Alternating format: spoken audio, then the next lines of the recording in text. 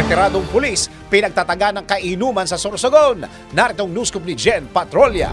Dead on the spot ang isang retiradong pulis matapos pagtatagain ng kanyang kainuman sa Purok 1 Barangay South Poblacion, Joban, Sorsogon. Kinilala ng otoridad ang biktima na si Angel Dr. Balyesa Jr., 45 anyos, habang tinutugis na ang tumakas na sospek na kinilalang si Rogelio Dineros Jr., 33 anyos, isang construction worker. Ay sa mga pulis, nagiinuman umano ang sospek at biktima sa bahay ng isang kaibigan nang magkaroon sila ng mainit na pagtatalo. Sa init ng pagtatalo ay umuwi sa kanilang bahay ang sospek at pagbalik ay may dala ng itak sa kabiglang pinagtataga sa ulo at iba't ibang bahagi ng katawan ng dating pulis na agaran nitong ikinasawi. Patuloy naman sa investigasyon ng mga pulis sa insidente habang tinutugis na ang sospek. At yan ang aking news scoop. Ako si Jen Patrolya, nagbabalita ng tama, naglilingkod ng tama.